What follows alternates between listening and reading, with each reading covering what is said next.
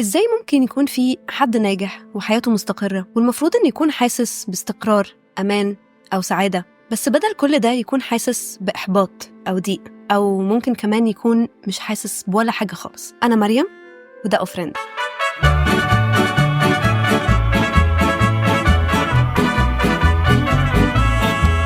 يوم 11 أغسطس سنة 2014 انتشر خبر انتحار روبن ويليامز. أحب أعتذر عن البداية دي، بس روبن كان ممثل وستاند اب كوميديان مشهور جدا. كان معروف بخفة دمه اللي ظهرت في حفلات الستاند اب كوميدي اللي عملها في بدايته. And he owns all these beauty pageants, Miss America, Miss Universe. Isn't that a bit like Michael Vick owning a series of pet stores?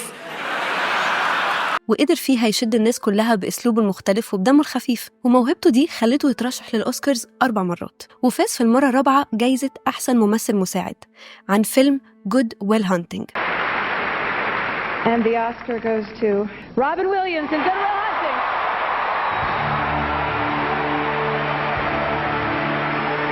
Robin Williams has previously been nominated 3 times. This is his first Academy Award. طب سؤال، لما هو جامد قوي كده إيه اللي يخليه ينتحر؟ الحقيقة إن حياة روبن كانت شوية فوق وشوية تحت، وخصوصاً بعد ما فاز بالأوسكار كان فاكر إن خلاص كل أبواب النجاح اتفتحت له، بس بعدها مر بمشاكل كتير زي انفصاله عن زوجته وموت أبوه، بس كان الأخطر بالنسبة له وهو الإدمان. وبعد ما كان نجم بيلمع المرض زاد عليه والنجم ده بدأ يطفي. وفي لقاء ليه قال جملة مهمة جداً: If you're that depressed, reach out to someone. And remember, suicide is a permanent solution to temporary problems. Suicide is a permanent solution to a temporary problem. بمعنى إن الانتحار حل دائم لمشكلة مؤقتة. وبالرغم من إنه عارف ده كويس قوي، لكنه ما قدرش يقاوم الاكتئاب والمرض وانتحر. وفي ناس تانيين مروا بنفس تجربة الاكتئاب زي مارلين مونرو أو فان جوخ. دول ناس لو تبص عليهم من بره تقول إن هم فنانين ما عندهمش مشاكل، لكن حياتهم من جوه كانت معقدة جدا، والاكتئاب للأسف دمرها. الاكتئاب كلمة أكيد سمعناها كتير، كلنا أكيد باختلاف في الأماكن والشخصيات والظروف أكيد يعني حسنا بيه، خنقة، إحباط أو كسل. بس هل تعرضنا للاكتئاب أو للمشاعر دي سبب كافي إنه يخلينا فاهمين كويس ده إيه أو عارفينه؟ يعني الحقيقة لأ، في ناس ممكن تعدي بيه فعلا وما تبقاش فاهمة ده إيه، وناس تانية لو اتخنقت شوية أو اتضايقت من أي مشكلة تشخص نفسها من دماغها وتقولك أصل ده اكتئاب. ففي لخبطة شوية في المفهوم ده، ومن هنا خلينا أشرح لك. الاكتئاب مش أفورة أو دلع زي ما في ناس كتير شايفينه، لا، الاكتئاب مرض حقيقي ما يقلش خطورة عن أي مرض تاني، بالعكس ممكن يكون أخطر بكتير. الاكتئاب مرض نفسي خطير جدا، ليه تأثير عضوي على الكيمياء العصبية للمخ، بيقدر يسلب منك كل المشاعر اللي ممكن تحس بيها سواء كانت سعادة أو حزن. بالمناسبة حتى الحزن ممكن يخليك ما تقدرش تحس بيه. وواحد من أهم أعراضه إن أي حاجة كنت بتعملها وكانت بتخليك مبسوط، زي مثلا هواية بتمارسها أو مكان بتحب تروحه، وجودك مع أهلك مع أصحابك، في وجود الاكتئاب الوضع بيبقى مختلف تماما. شعور السعادة ده بيختفي، يعني كأنه شبح بيفضل ملازمك طول الوقت، وبيقدر يخلي أي حاجة أنت عايز تعملها مهما كانت خفيفة أو سهلة كأنها حمل تقيل قوي عليك. طيب هو الاكتئاب بيجي منين؟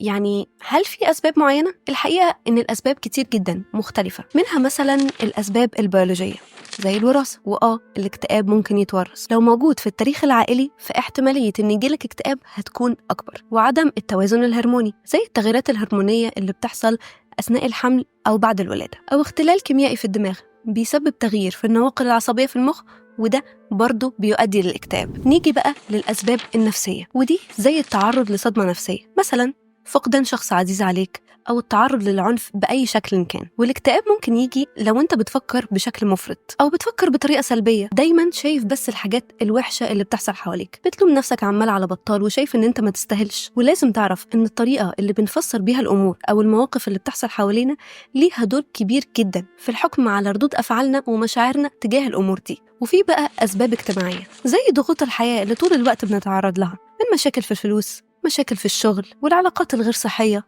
وغياب الدعم من الناس اللي حواليك. وخد بالك لو العلاقات اللي حواليك أيا كانت علاقات جيدة وصحية، ده بيكون جزء مهم جدا من العلاج.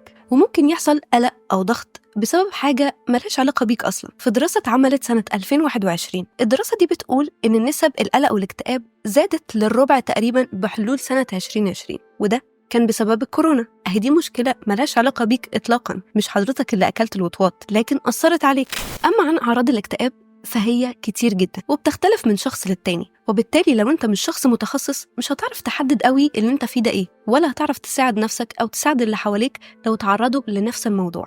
والأعراض بتتقسم لنوعين. النوع الأول الأعراض الجسدية زي اضطراب النوم واضطراب في المعدة، فقدان الشهية، ألم في العضلات، صداع. أما النوع التاني وهو الأعراض النفسية زي الشعور بالعجز أو اليأس أو هواجس بتجيلك كل شوية، تكون قلقان طول الوقت أو حاسس بالذنب وعمال تأنب في ضميرك على كل حاجة، وأعراض تانية كتير بس أخطرهم هي الأفكار الانتحارية. بس الحقيقة إن الشخص المكتئب اللي حالته بتوصل لدرجة إنه يفكر في الانتحار هو مش عايز يموت نفسه وخلاص، بالعكس هو عايز يعيش، بس هو محتاج يوقف سيل الأفكار اللي بتنزل على دماغه مرة واحدة وبتخليه مش شايف أي جانب إيجابي في حياته، فبيبقى عايز يوقف الأفكار دي بأي طريقة حتى لو الطريقة دي كانت الانتحار. كل دي أعراض بتهاجمك وبتهاجم مشاعرك. عشان كده سيجموند فرويد مؤسس مدرسة التحليل النفسي قال عن الاكتئاب إنه غضب موجه للداخل، موجه ناحيتك أنت، دايما مش مرتاح، دايما مش مبسوط، واقف مكانك وبتأنب نفسك على كل حاجة، يعني كأنك في منافسة ضد نفسك ومش عارف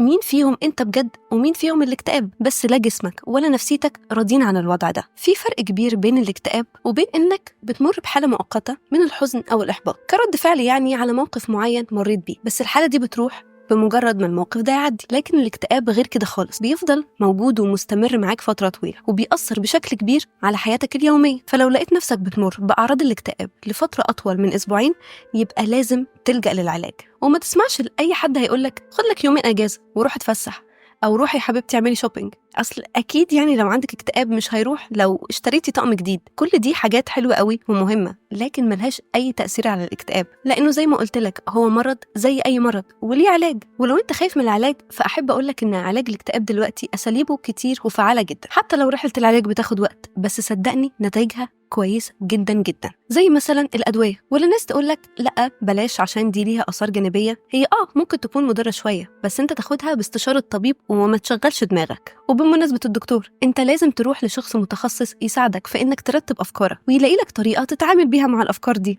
وكمان الدكتور هيساعدك انك تغير النمط اللي انت بتفكر بيه.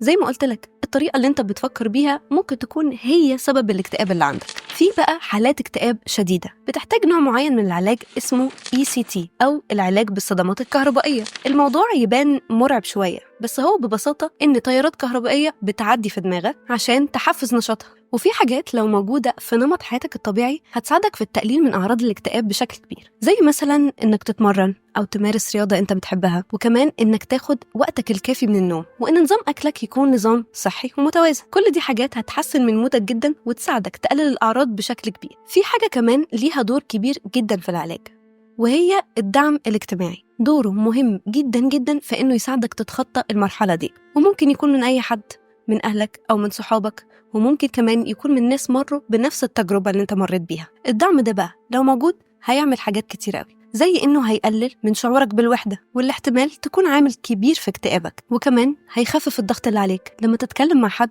عن المشاكل اللي بتواجهك أو عن أفكارك ممكن الحد ده يساعدك في إنك تنظم الأفكار دي. وجود أشخاص حوالين المريض ده بيساعده إن هو يلتزم بخطة العلاج، سواء كانت أدوية أو جلسات أو الاتنين. والالتزام بخطة العلاج ده هيخلي النتائج أكيد أحسن. الخلاصة إنك لو بتمر بتجربة الاكتئاب حاول ما تكونش لوحدك، ولو محتاج مساعدة اطلبها وما تخافش، ناس كتير قدرت تعدي منه عادي. ولو انت تعرف حد مكتئب أرجوك تساعده أو ترشده إن هو يروح لمتخصص. وبس ما تنسوش تعملوا لنا لايك وشير وسبسكرايب، ولو عايزين تشوفوا الميكنج بتاع الحلقة دي اعملوا لنا فولو على انستجرام واكتبوا لنا في الكومنتس عايزين تشوفوا ايه الحلقة اللي جاية.